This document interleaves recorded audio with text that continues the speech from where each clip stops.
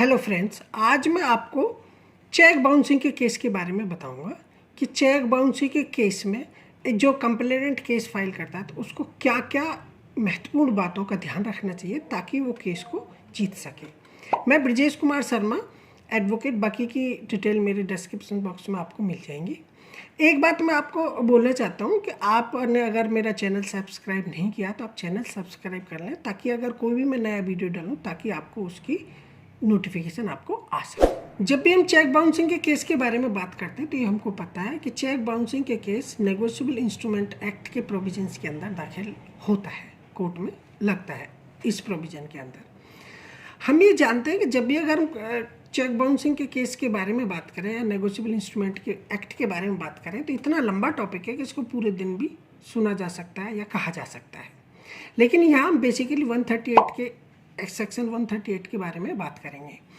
हम ये जानते हैं कि बहुत लंबी पेंडेंसी है चेक बाउंसिंग के केस में। इंडिया में जितने भी टोटल कोर्ट में केस हैं उनके एट ऑलमोस्ट 20% जो केस हैं वो सिर्फ चेक बाउंसिंग के केस हैं। तो यहाँ मैं जो डिस्कस करने जा रहा हूँ क्योंकि काफ़ी टाइम लगता है चेक बाउंसिंग के एक केस को कंप्लीट करने में।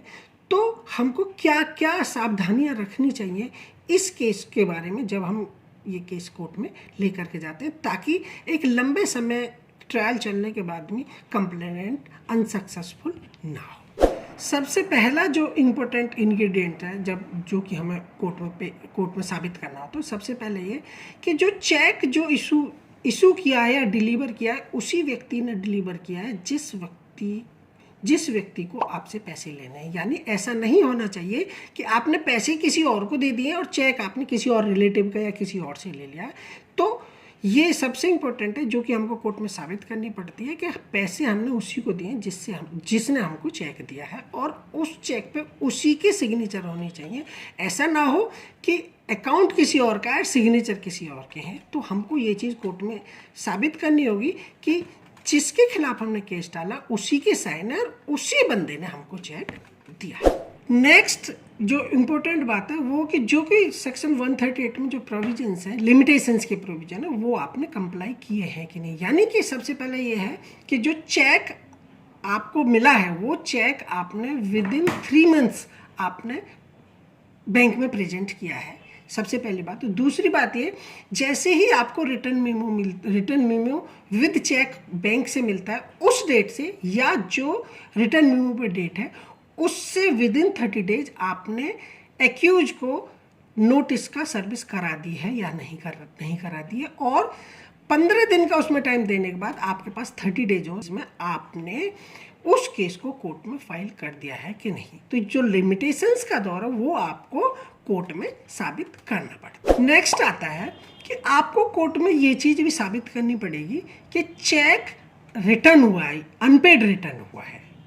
क्योंकि कई बार ऐसा होता है कि जब नोटिस फ्रेम होता है सेक्शन 251 CRPC में एक्यूज पे, तो उस समय पे अगर उसने ये डिफेंस किसी वजह से अगर ले लिया है कि भाई ये चेक जो उसके अकाउंट से नहीं गया है तो फिर आपको स्पेसिफिकली आपको दोनों बैंकों को एज ए विटनेस कोर्ट में बुलाना पड़ता है और बैंक वाले या तो सर्टिफिकेट लेकर के आएंगे या कोई ऐसा डॉक्यूमेंट लाएंगे जिससे कि ये कोर्ट में आप साबित कर सकें कि जो चेक है चेक अनपेड रिटर्न हुआ है।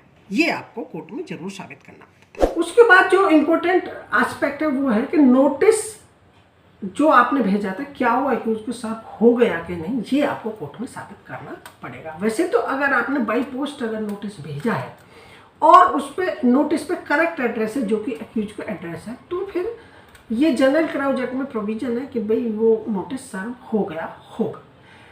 और उसके बाद जो एक सुप्रीम कोर्ट का इम्पोर्टेंट डिसीजन भी है आलवी हाजी वर्सेस पी मोहम्मद, उसमें ये बात कही गई है कि अगर ड्यूरिंग द ट्रायल अगर एक्यूज ये डिफेंस लेता है कि अगर उसको 15 दिन में नोटिस मिल जाता तो विद इन 15 डेज वो आपकी पेमेंट कर देता तो फिर आपको नोटिस की सर्विस प्रूव करने की जरूरत है, अदरवाइज तो नहीं। लेकिन फिर भी एज जनरल प्रोविजन ये है कि आपको नोटिस की सर्विस कोर्ट में प्रूव करनी पड़ती है कि आपने नोटिस की सर्विस एक्यूज को करा दी थी। नेक्स्ट और जो सबसे इम्पोर्टेंट एस्पेक्ट है जो कि हमको कोर्ट में साबित करना पड़ता है कि जो चेक आपको उससे मिला हुआ है उस चेक के बाबत आपने उनसे पैसे लेने हैं। वैसे तो प्रिजम्पशन है सेक्शन 139 एनआई एक्ट में कि अगर आपके पास चेक है किसी का तो ये प्रिजम्पशन है कि आपने उससे पैसे लेने होते हैं। लेकिन इसमें क्या होता है कि एक्यूज को सबसे पहले जो प्रिजम्पशन है वो रिबटल करना पड़ता है। अगर किसी वजह से एक्यूज उस प्रिजम्पशन को सही से रिबटल नहीं कर पाया, यानी कि रिबटल तभी होगा कि या तो एक प्रोबेबल डिफेंस वो कोर्ट के सामने पेश करे या कोई ऐसा एविडेंस, डॉक्यूमेंट्री एविडेंस दे जिससे ये साबित हो कि उसने पैसे आपके नहीं देने हैं। इन दैट केस अगर वो प्रिजम्पशन रिबटल नहीं कर पाए तो बहुत इजी होता है आपका केस, लेकिन मोस्ट ऑफ द केस में वो प्रिजम्पशन रिबटल कर देते हैं, एक प्रोबेबल डिफेंस ला देते हैं। तो इन दैट केस आपको ये कोर्ट में प्रूव करना पड़ता है कि आपने उसको पैसे दिए थे, उस पैसे के अगेंस्ट ही आपको चेक उसने इशू करा है।